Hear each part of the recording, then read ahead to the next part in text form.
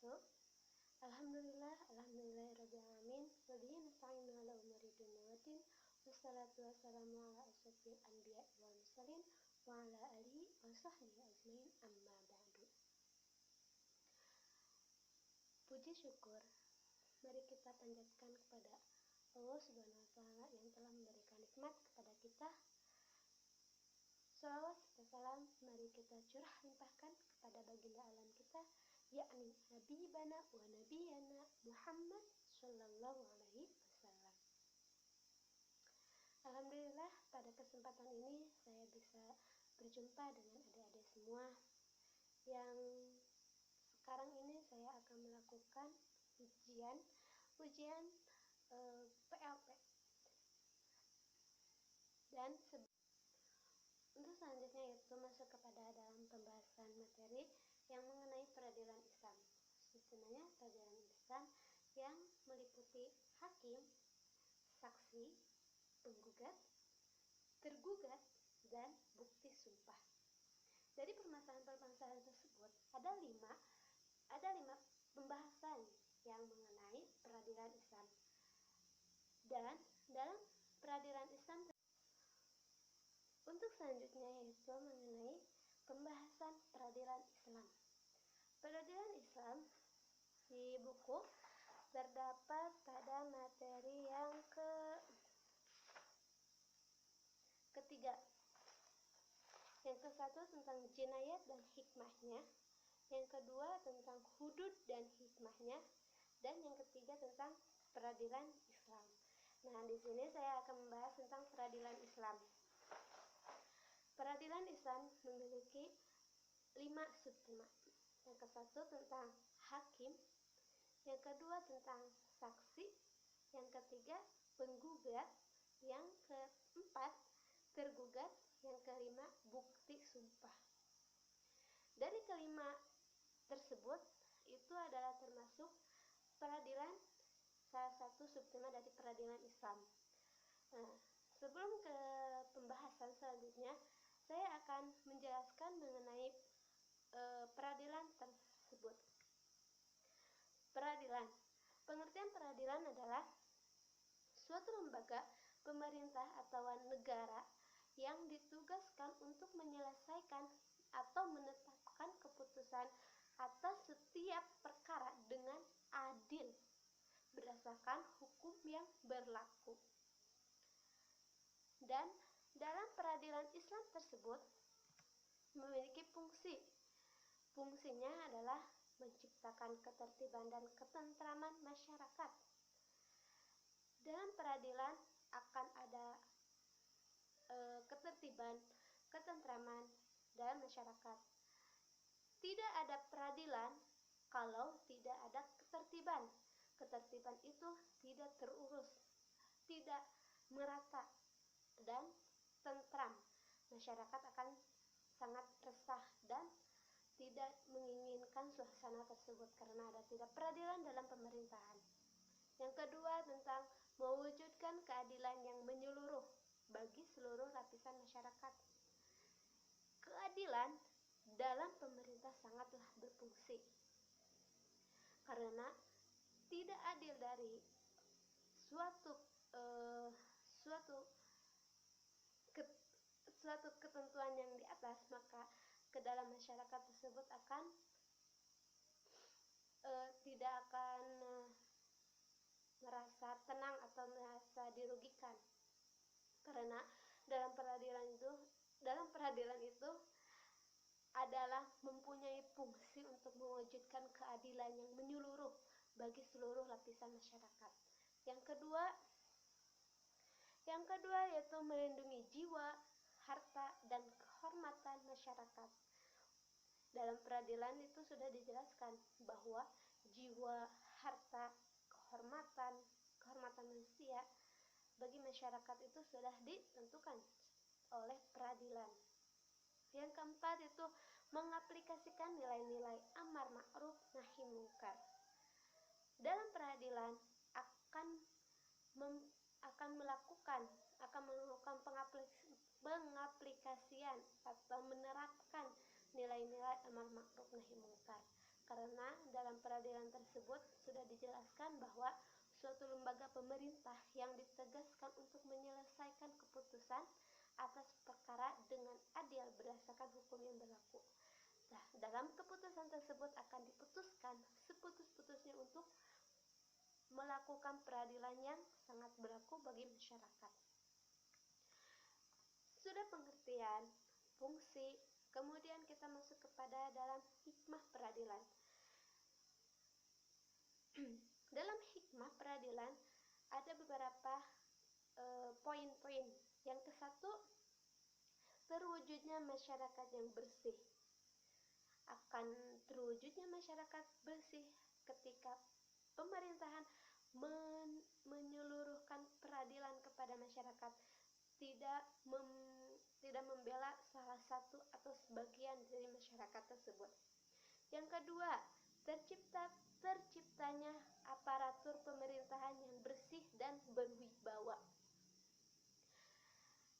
Ketika masyarakat mempercayai pemerintahan yang beradil, yang adil, maka masyarakat akan menciptakan aparatur pemerintahan yang bersih dan berwibawa, akan mempercayainya. Yang ketiga yaitu terwujudnya keadilan bagi seluruh rakyat. Ketika peradilan sudah ditentukan, sudah ditegaskan, sudah diterapkan, maka masyarakat atau pemerintahan akan mewujudkan keadilan bagi seluruh rakyat. Yang keempat, terciptanya ketentraman. Bukan hanya pemerintahan saja, maka masyarakat tersebut akan memiliki ketentraman dalam jiwanya, tentram hatinya, tentram jiwanya, dan tidak ada rasa gelisah atau tidak meyakinkan. Yang terakhir yaitu dapat mewujudkan suasana yang mendorong untuk meningkatkan ketakwaan kepada Allah Subhanahu wa taala. Sudah melakukan peradilan, bukan hanya peradilan pemerintah bukan hanya peradilan pemerintahan saja, tetapi peradilan dalam masyarakat tersebut harus diterapkan. Untuk selanjutnya yaitu sesudah pengertian peradilan, maka saya akan memberikan materi-materi yang saya sudah jelaskan, yaitu tentang pengertian,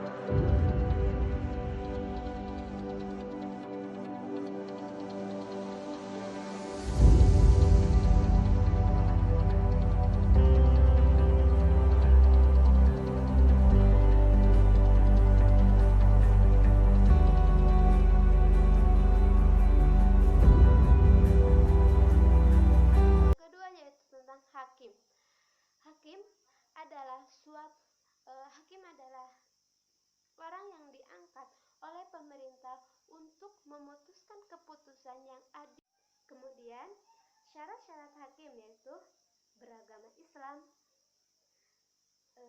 baligh, kemudian sehat jasmani dan rohani. Kemudian seorang hakim harus dapat membedakan antara yang baik dan yang buruk. Kemudian memahami hukum bacaan Al-Quran, isi-isi Al-Quran, tafsiran-tafsiran tentang Al-Quran. Kemudian hakim juga merdeka, bukan orang yang sahaya atau budak. Dan hakim juga harus laki-laki. Hakim berlaku adil pada dirinya sendiri. Sesudah pengertian peradilan, maka saya akan memberikan materi-materi yang saya sudah jelaskan, yaitu tentang pengertian, tentang fungsi, tentang hikmah peradilan. Dan materi tersebut saya akan dicantumkan dalam video ini. Dadah!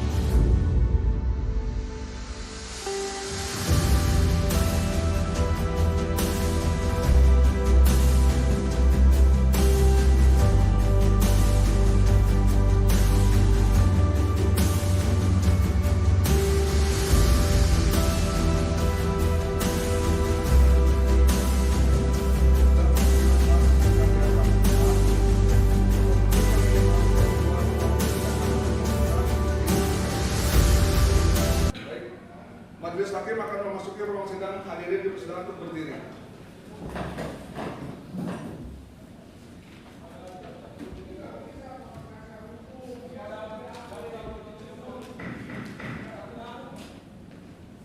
Silakan duduk.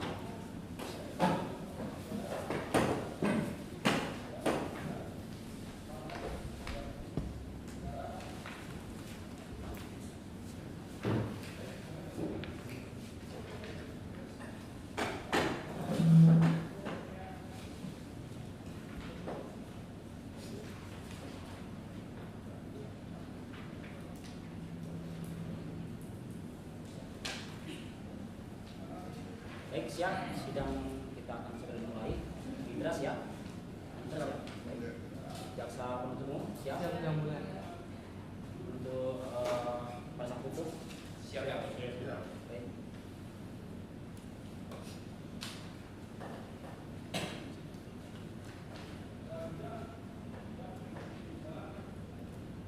Baik, sidang peradilan perkara pidana hari ini Senin tanggal 5 Juni 2017 yang memeriksa dan mengadili pidana nomor register 55-B-B-2017-PN Purbalingga atas nama terdakwa Amin Subekhi alias Amin bin Suradi dinyatakan dibuka dan terbuka untuk umum.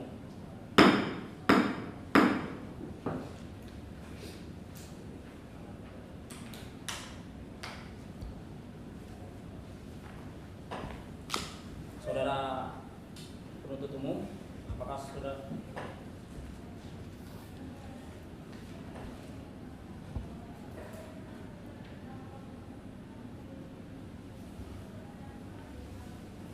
penuntut umum, apakah saudara sudah siap untuk menghadirkan terdakwa? Siap yang mulia. Silakan dihadirkan di muka sidang dalam keadaan bebas. Tugas mohon terdakwa dihadapkan pada persidangan.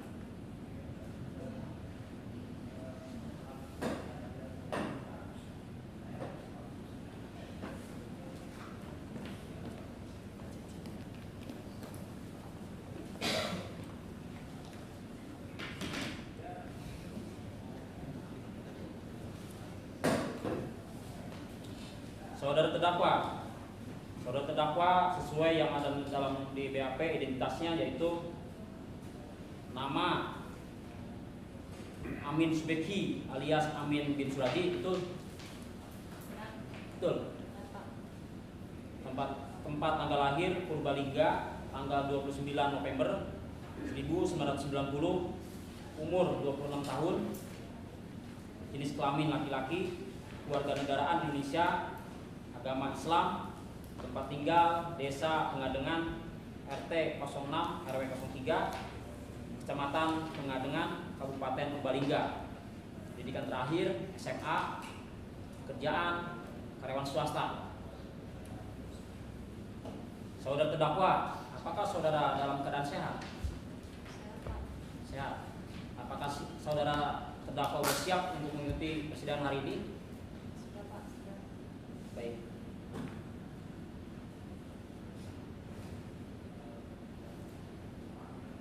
Saudara terdakwa, apakah saudara saudara terdakwa didampingi penasihat hukum?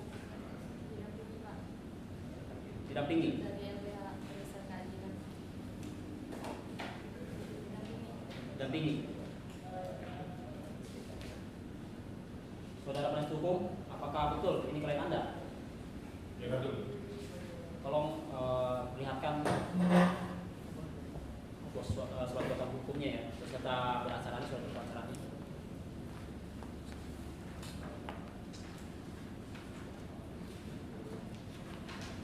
Ya, tenang dulu.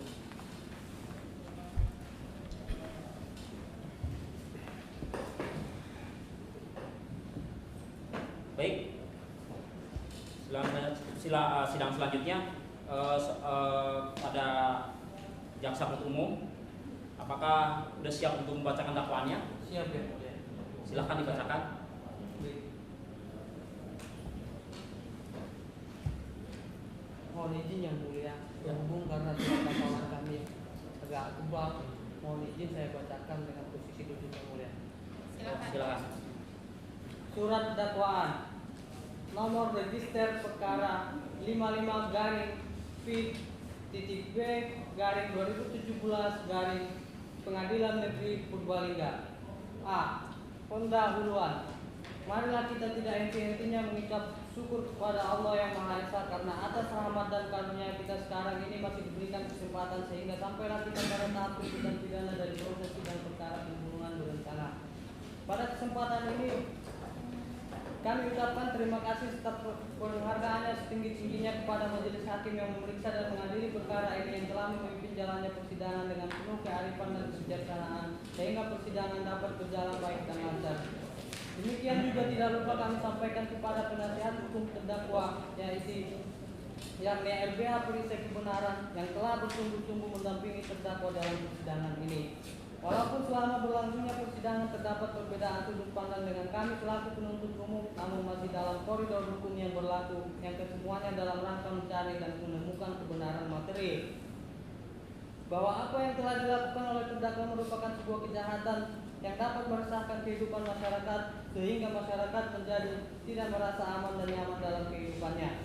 Oleh karena itu, secara tegas dan jelas harus dilakukan tindakan represif dengan harapan dapat memberikan segera bagi terdakwa maupun bagi masyarakat lainnya dalam rangka menimbulkan rasa aman dan nyaman bagi masyarakat.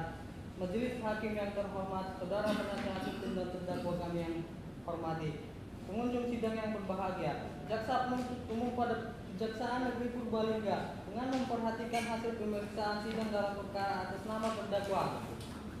1. Identitas terdakwa: nama Sugihono Amin Subeci, tempat tanggal lahir Purbalingga garing 29 November 1990, umur 26 tahun, jenis kelamin laki-laki, warganegaraan Indonesia, agama Islam, tempat tinggal Desa Pengadengan RT 06 RW 03 Kecamatan Pengadengan Kabupaten Purbalingga, pendidikan SMA, kerjaan karyawan swasta. 2. Status tahanan: A. Penyidik 13 Januari 2017 sampai dengan 1 Februari 2017. B. Diperpanjang penuntut umum 2 Februari 2017 sampai dengan 13 Maret 2017. C. Diperpanjang Ketua Pengadilan Negeri 14 Maret 2017 sampai dengan 12 April 2017. D. Diperpanjang Ketua Pengadilan Negeri 13 April 2017 sampai dengan 12 Mei 2017. B. Dakwaan primer bahwa terdakwa Sugihono pada hari Rabu tanggal 11 Januari 2017 sekitar jam 10.00 WIB atau setidak-tidaknya pada suatu waktu dalam bulan Januari 2017 atau setidak-tidaknya pada waktu lain dalam tahun 2017 bertempat di rumah saksi Sumari bin Kaswari, alamat Kelurahan Kalikabung, RT 02 RW 01 Kecamatan Kalimana Kabupaten Purbalingga, atau setidak-tidaknya pada satu tempat dalam daerah hukum Pengadilan Negeri Purbalingga yang berwenang memeriksa dan mengadili, telah melakukan beberapa perbuatan yang masing-masing harus dipandang sebagai perbuatan yang berdiri sendiri dengan sengaja dan dengan direncanakan terlebih dahulu merampas nyawa orang lain, yaitu terhadap korban saudari Hanani Sulma Maria dan saudari Sulasi yang dilakukan dengan cara sebagai berikut. 1. Pada awalnya sejak tanggal 23 Mei 2012 terdakwa Amin menjalin hubungan dekat atau berpacaran dengan saudari Hanani Sulma Maria, dan sekitar bulan Desember 2016 jalinan hubungan tersebut putus. Kemudian hari Rabu tanggal 11 Januari 2017 sekitar jam 10.00 6.30 terdakwa mengirim SMS kepada saudari Hanani dengan kata-kata, "Assalamualaikum, gimana kabar A?" Tanda kutip, tanda tanya. "Mas, kangen." Yang kemudian dibalas oleh saudari Hanani dengan kata-kata, "Waalaikumsalam. Udahlah, kita nggak usah hubungan lagi, kita nggak usah kenal aja. Kalau kamu bilang kangen lagi, mending aku ganti nomor aja." Dan dari balasan SMS tersebut, terdakwa kecewa sehingga punya inisiatif menemui saudara Hanani dengan tujuan untuk menjelaskan kenapa membalas SMS dengan kata-kata seperti itu dan ingin menjalin hubungan dekat atau berpacaran kembali selanjutnya. Sekitar pukul 7.30 WIB, terdakwa langsung mandi dan ganti baju di kamar karena saat itu terdakwa kecewa dengan balasan SMS dari saudari Hanani. Maka terdakwa membawa beberapa alat yaitu berupa 1 buah palu besi dan 1 buah pisau Columbia yang terdakwa simpan di atas almari kamarnya dan dimasukkan ke dalam tas punggung milik terdakwa. Selanjutnya terdakwa langsung mengeluarkan dari dalam rumahnya sepeda motor Honda CB 150R warna putih nomor polisi R6442 CP, berangkat menuju ke rumah saudari Hanani, tapi di pertengahan jalan terdakwa berhenti di Alfamart Kaligajar Kalijodo Purbalingga sekitar jam 8.30 untuk membeli lakban sebanyak 4 buah. Setelah itu terdakwa melanjutkan perjalanan ke rumah saudari Hanani dan pada sekitar jam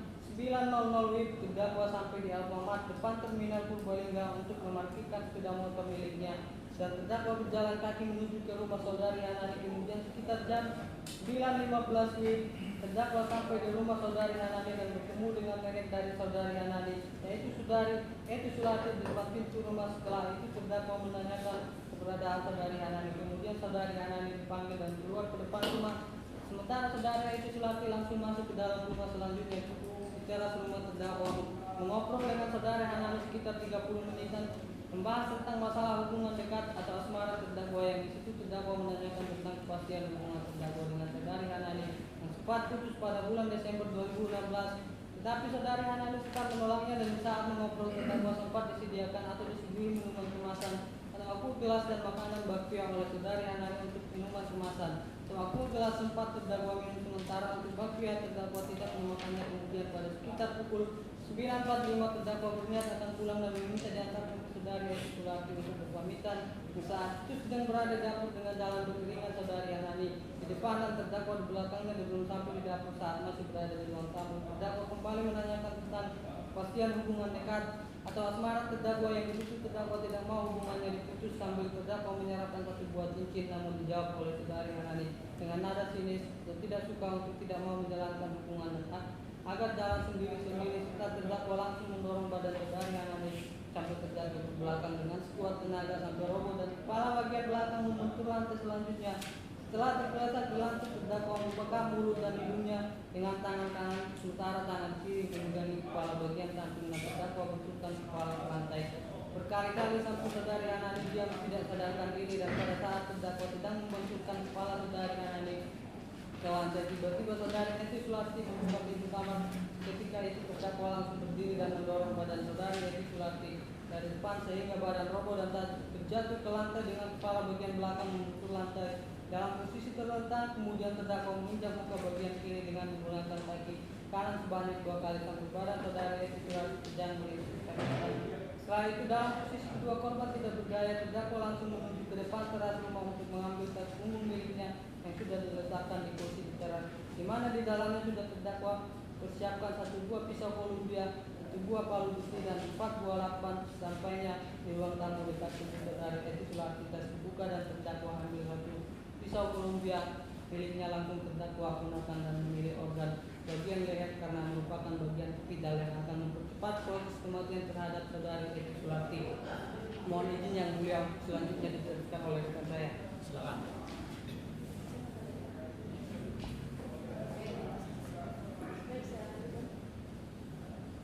Dengan cara pisau dipegang gagangnya dengan menggunakan tangan kanan dan diiriskan ke leher saudari Sulati sampai leher sobek, perlahan putus dan mengeluarkan minyak darah. Selanjutnya setelah tubuh saudari Sulati tidak ada gerakan, terdakwa langsung menuju ke kamar saudari Hanani untuk mengambil leher saudari Hanani dengan cara yang sama, yaitu ditusuk dengan ujung pisau dan digesek atau disayatkan di samping sampai leher sobek.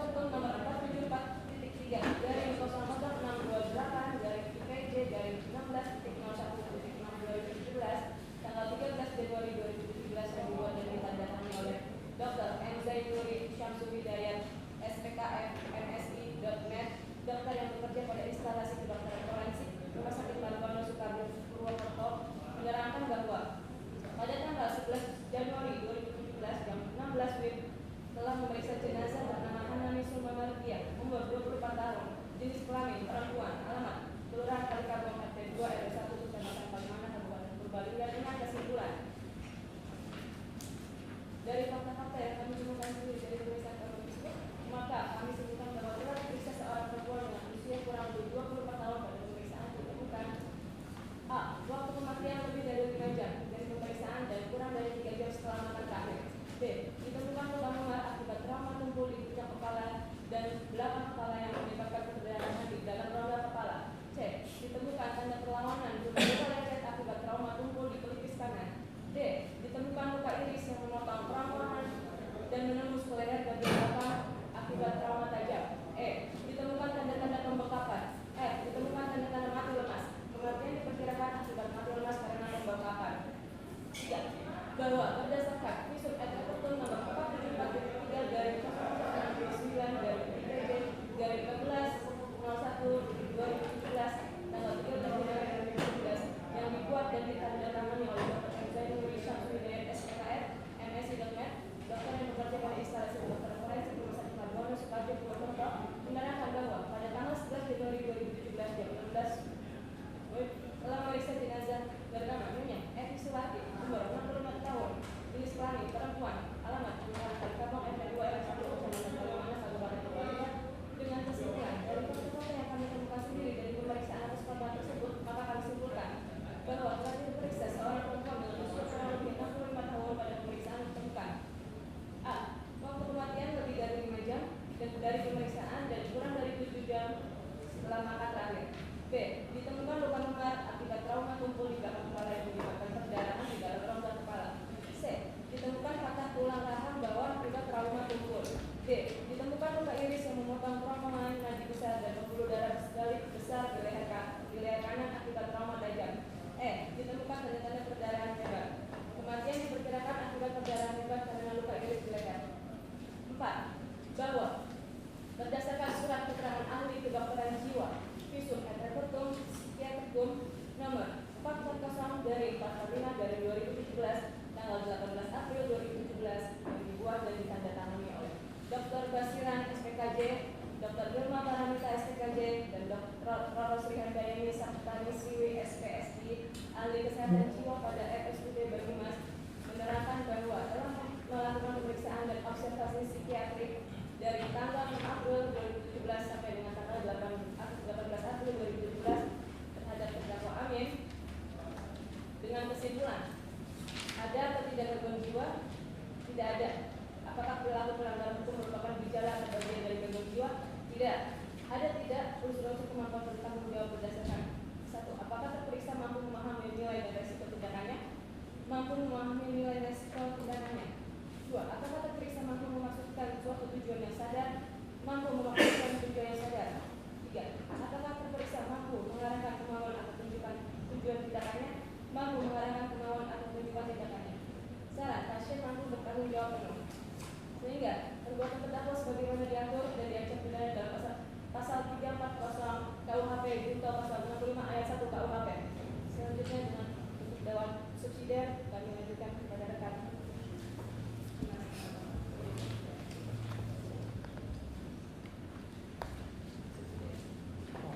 Mohon izin yang mulia.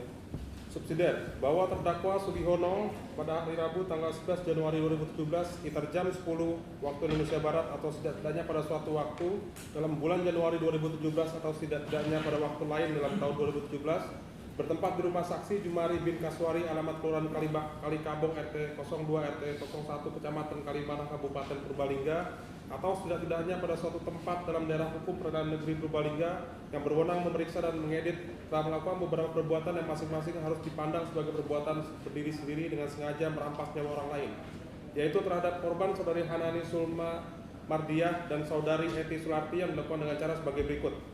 1. Pada awalnya sejak tanggal 23 Mei 2012 terdakwa Amin menjalin hubungan dekat atau berpacaran dengan saudari Hanani Sulma Mardiah dan sekitar bulan Desember 2016 jalinan hubungan tersebut putus. Kemudian hari Rabu tanggal 11 Januari 2017 sekitar jam 06.30 waktu Indonesia Barat terdakwa mengirim SMS kepada saudari Hanani dengan kata-kata Assalamualaikum, gimana kabar A? Mas kangen, yang kemudian dibalas oleh saudari Hanani dengan kata-kata Waalaikumsalam, udahlah kita nggak usah hubungan lagi, kita nggak usah kenal aja. Kalau kamu bilang kangen lagi, mending kita ganti nomor aja. Dan dari balasan SMS tersebut, terdakwa kecewa sehingga punya inisiatif menemui saudari Hanani dengan tujuan untuk menjelaskan kenapa membalas SMS dengan kata-kata seperti itu, dan ingin menjalin hubungan dekat atau berpacaran kembali selanjutnya. Sekitar pukul 7.30 WIB, terdengar langsung mandi dan ganti baju di kamar. Karena saat itu terdakwa kecewa dengan balasan SMS dari saudari Hanani, maka terdakwa membawa beberapa alat, yaitu berupa 1 buah palu besi dan 1 buah pisau Columbia yang terdakwa simpan di atas almari kamarnya, dan dimasukkan ke dalam tas punggung milik terdakwa. Selanjutnya terdakwa langsung mengeluarkan dari dalam rumahnya sepeda motor Honda CB 150R warna putih nopol R6442 CV, berangkat menuju ke rumah saudari Hanani. Tetapi di pertengahan jalan terdakwa berhenti di Alfamart Kalijajar Kaligodang Purbalingga sekitar jam 08.30 WIB untuk membeli lakban sebanyak 4 buah. Setelah itu terdakwa melanjutkan perjalanan ke rumah saudari Hanani. Pada sekitar jam 9 WIB, terdakwa sampai di Alfamart depan terminal Purbalingga untuk memarkirkan sepeda motor miliknya, dan terdakwa berjalan kaki menuju rumah saudari Hanani. Kemudian sekitar jam 9.15 WIB, terdakwa sampai di rumah saudari Hanani dan bertemu dengan nenek dari saudara Hanani, yaitu saudara Eti Sularti, di depan pintu rumah. Setelah itu terdakwa menanyakan kebenaran saudari Hanani. Kemudian saudari Hanani dipanggil dan keluar di depan rumah, sementara saudari Eti Sularti langsung masuk ke dalam rumah. Selanjutnya di teras rumah terdakwa mengobrol dengan saudari Hanani sekitar 30 menitan, membahas tentang masalah hubungan dekat atau asmara terdakwa, yang di situ terdakwa menanyakan tentang kepastian hubungan terdakwa dengan saudara Hanani yang sempat putus pada bulan Desember 2016. Tetapi saudari Hanani tetap menolaknya, dan saat mengobrol terdakwa sedikit disediakan atau disuguhi minuman kemasan aqua gelas dan makanan bakpia oleh saudara Hanani. Untuk minuman kemasan aqua gelas sempat terdakwa minum, sementara untuk bakpia terdakwa tidak memakannya. Kemudian pada sekitar pukul 9.45 WIB, terdakwa berniat akan pulang dan meminta diantarkan saudara Eti Sularti untuk berpamitan, yang saat itu sedang berada di dapur dengan jalan beriringan saudara Hanani di depan dan terdakwa di belakangnya. Dan belum sampai di dapur, saat masih berada di ruang tamu, terdakwa kembali menanyakan tentang kepastian hubungan dekat asmara terdakwa, yang disitu terdakwa tidak mau hubungannya diputus, sampai terdakwa menyerahkan 1 buah cincin, namun dijawab oleh saudara Hanani dengan nada sinis dan tidak suka untuk tidak mau melanjutkan hubungan dengan agar jalan sendiri-sendiri, serta terdakwa langsung mendorong badan saudari Hanani sampai terjatuh ke belakang dengan sekuat tenaga sampai roboh dan kepala bagian belakang membentur lantai. Selanjutnya setelah tergeletak di lantai, terdakwa membuka mulut dan hidungnya dengan tangan kanan, sementara tangan kiri memegang kepala bagian samping, dan terdakwa membenturkan kepala di lantai berkali-kali sampai saudara Hanani diam tidak sadarkan diri.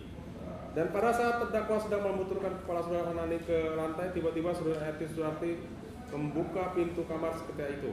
Terdengar langsung berdiri dan mendorong badan saudari Eti Sularti dari depan sehingga badan roboh dan terjatuh ke lantai dengan kepala bagian membentur lantai dalam posisi terlentang. Kemudian terdakwa menginjak muka bagian kiri dengan menggunakan kaki kanan sebanyak 2 kali sampai badan Eti Sularti kejang merintih kesakitan.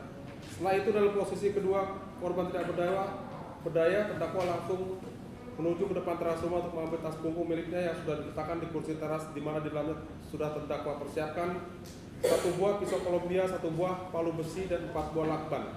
Sesampainya di ruang tamu dekat tubuh saudari Eti Sularti, tas dibuka dan terdakwa mengambil 1 buah pisau Columbia miliknya, langsung terdakwa gunakan dan memilih organ bagian leher karena merupakan bagian vital yang mempercepat proses kematian terhadap saudari Eti Sularti. Dengan cara pisau dipegang gagangnya dengan menggunakan tangan kanan dan diiriskan ke leher saudari Eti Sularti sampai leher sobek. Kerongkongan putus dan mengeluarkan banyak darah. Selanjutnya setelah tubuh saudari Eti Sularti tidak ada gerakan, terdakwa langsung menuju ke kamar saudari Hanani untuk menyembelih leher saudari Hanani dengan cara yang sama, yaitu ditusuk dengan ujung pisau dan digesek dan diseret ke samping sehingga leher sobek. Kerongkongan putus dan mengeluarkan banyak darah. Setelah itu tidak ada gerakan dan dipastikan meninggal. Kemudian terdakwa langsung beranjak ke kamar mandi untuk mencuci tangan dan pisau yang berlumuran darah. Setelah itu saya dicuci, pisau dimasukkan lagi ke dalam tas punggung, dan terdakwa langsung pergi meninggalkan rumah tersebut untuk pulang ke rumah terdakwa. Dalam perjalanan pulang sekitar jam 10.30 WIB, terdakwa berhenti di Sungai Kelawing, Jembatan Pasren Bajong, Bukateja untuk membuang 1 buah pisau, 1 buah palu besi, 4 buah lakban yang kesemuanya di dalam tas punggung serta jaket yang terdapat bercak darah, dan langsung pulang kembali ke rumah. Setelah itu pada sekitar pukul 11.15 WIB, terdakwa sampai di rumah dan langsung menuju kamar mandi untuk segera ganti kaos dan celana yang langsung dimasukkan dalam tas plastik, ditambah sepatu terdakwa yang terdapat bercak darah yang terdakwa masuknya ke dalam tas plastik, menjadi satu. Selanjutnya sekitar jam 1 WIB terdengar terdakwa membawa bungkusan plastik yang berisi kaos, celana, tas sepatu yang terdapat bercak darah dari saudari Hanani dan saudari Eti Sularti ke rumah teman terdakwa yang bernama Saksi Mulyono untuk dibakar di belakang rumah.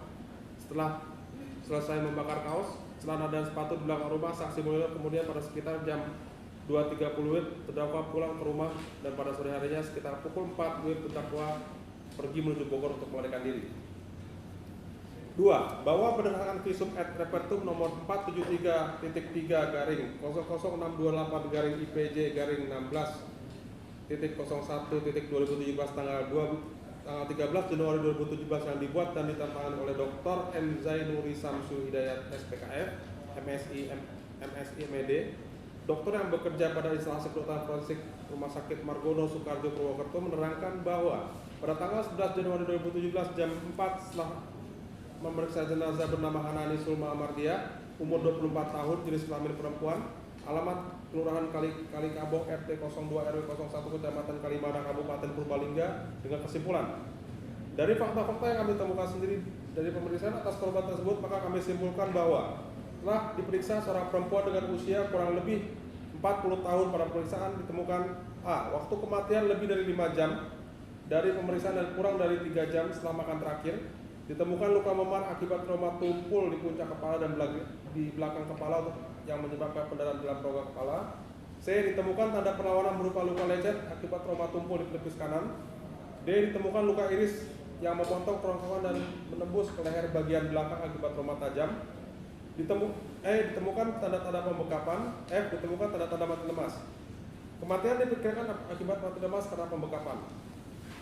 3. Bahwa berdasarkan visum et repertum nomor 473.3-IPJ-16.01/2017 tanggal 13 Januari 2017 yang dibuat dan ditandatangani oleh Dr. M. Zainuri Samsu Hidayat SPKF MSI MED, dokter yang bekerja pada instalasi kedokteran forensik Rumah Sakit Margono Soekarjo Purwokerto, menerangkan bahwa pada tanggal 1 Januari 2017 jam 4 WIB terhadap memeriksa jenazah bernama Eti Sularti umur 65 tahun, jenis kelamin perempuan, alamat Kelurahan Kalikabok RT 02 RT 01 Kecamatan Kalimana Kabupaten Purbalingga, dengan kesimpulan dari fakta-fakta yang kami temukan sendiri dari pemeriksaan atas korban tersebut, maka kami simpulkan bahwa telah diperiksa seorang perempuan dengan usia kurang lebih 65 tahun. Pada pemeriksaan ditemukan A.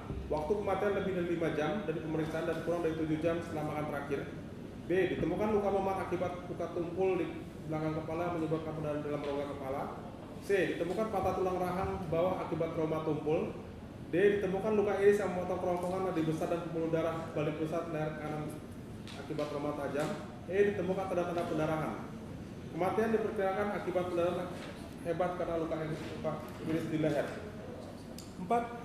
Bahwa berdasarkan surat keterangan ahli kedokteran jiwa visum et repertum psikiatrikum nomor 440/445/2017 tanggal 18 April 2017 yang dibuat dan ditandatangani oleh Dr. Basiran SPKJ, Dr. Ilma Paramita SPKJ, dan RR Sri Handayani Saptaning Siwi SPSI, ahli kesehatan jiwa pada Rumah Sakit Banyumas, menerangkan bahwa telah melakukan pemeriksaan dan observasi psikiatrik tanggal 6 April 2017 sampai dengan tanggal 18 April 2017 terhadap nama Sugiono, umur 26 tahun, jenis kelamin laki-laki, agama Islam, alamat Desa Penggadegan RT 0603 Kecamatan Penggadegan Kabupaten Purbalingga, pendidikan SMA, sekolah tidak kawin, dan swasta, status terperiksa tersangka kedua tindak pidana pembunuhan. Kesimpulan, ada atau tidak gangguan jiwa, diagnosis dan deskriptif tidak ada. Ada perilaku pelanggaran hukum gejala atau bagian dari gangguan jiwa tidak. Ada tidak unsur-unsur kemampuan bertanggung jawab berdasarkan 1. Apakah terperiksa mampu memahami nilai dan risiko tindakannya? Jawabannya adalah mampu memahami nilai dan risiko tindakannya. 2. Apakah terperiksa mampu memasukkan suatu tujuan yang sadar? Jawaban mampu memaksudkan tujuan yang sadar. 3. Apakah terperiksa mampu mengarahkan kemampuan atau tujuan tindakannya? Jawaban mampu mengarahkan kemajuan tujuan tindakannya. Saran, pasien mampu bertanggung jawab penuh. Selanjutnya akan dibacakan oleh perbuatan terdakwa sebagaimana diatur dan diancam pidana dalam pasal 338 Kitab Undang-Undang Hukum Pidana junto pasal 65 ayat 1 Kitab Undang-Undang Hukum Pidana. Demikian dakwaan pidana ini kami bacakan dan diserahkan kepada majelis hakim persidangan pada hari ini Senin 5 Juli 2017 Purbalingga. Jaksa penuntut umum MF Sindrat Esa.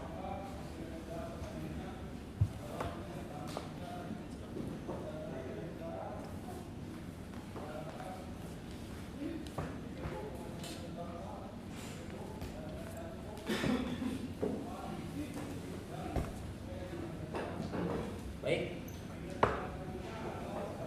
saudara terdakwa, apa yang tadi dibacakan dakwaannya oleh jaksa penuntut umum dan didakwa melakukan tindak pidana pembunuhan berencana pasal 340 KUHP junto pasal 65 ayat 1 KUHP. Apakah saudara terdakwa dapat dimengerti bacaannya dakwaan dari JPM itu? Bisa dimengerti? Bisa. Apakah saudara terdakwa akan mengajukan eksepsi?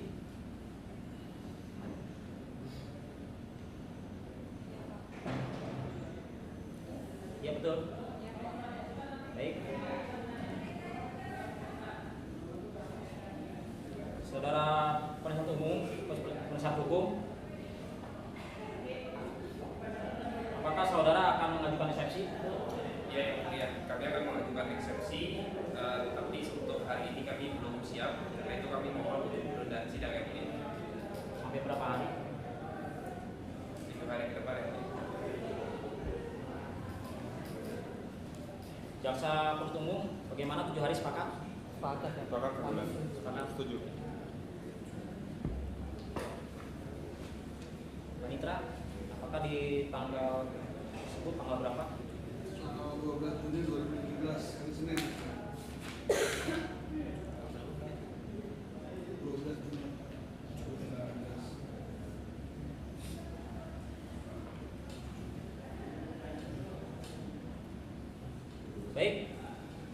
Agenda sidang berikutnya adalah agenda pembacaan eksepsi dari penasihat hukum terdakwa. Dengan demikian sidang ditunda dilanjutkan pada hari Senin tanggal 12 Juni 2017. Dan untuk kepada para pihak dimohon kehadirannya tanpa ada panggilan resmi dari pengadilan untuk waktu yang ditetapkan. Baik. Siap ya? Siap ya. Dan untuk terdakwa diberitakan untuk kembali ke tahanan. Silakan. Tugas.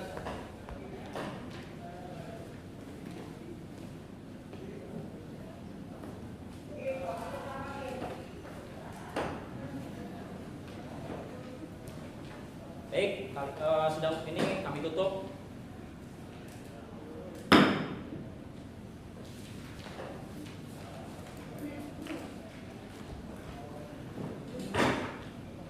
Majelis hakim akan meninggalkan ruang sidang hadirin di untuk berdiri.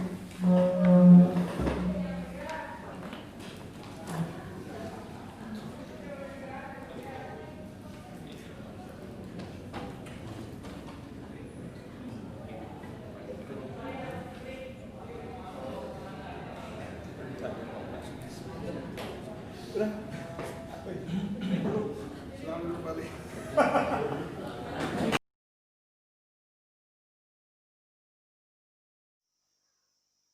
Untuk selanjutnya yaitu mengenai pembahasan peradilan Islam. Peradilan Islam di buku terdapat pada materi yang ketiga. Yang ke-1 tentang jinayat dan hikmahnya, yang kedua tentang hudud dan hikmahnya, dan yang ketiga tentang peradilan Islam. Nah, di sini saya akan membahas tentang peradilan Islam. Peradilan Islam memiliki 5 subtema. Yang ke-1 tentang hakim, yang kedua tentang saksi, yang ketiga penggugat, yang 4. Tergugat. Yang kelima, bukti sumpah. Dari kelima tersebut itu adalah termasuk peradilan, salah satu subtema dari peradilan Islam.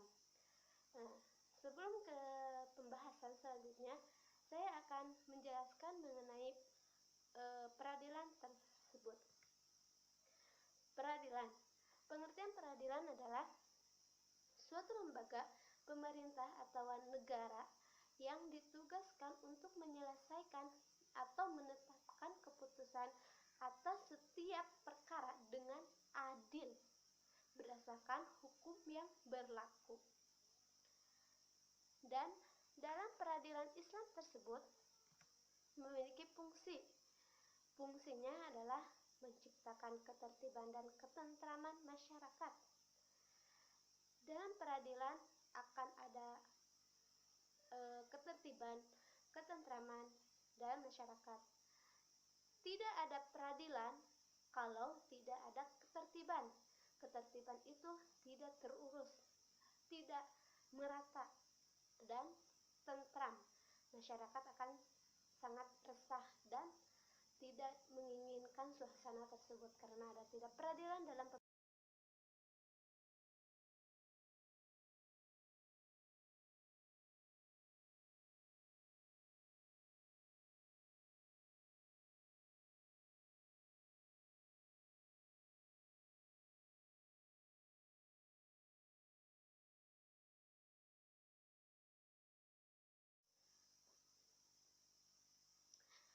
Mungkin pemaparan dari saya cukup sekian.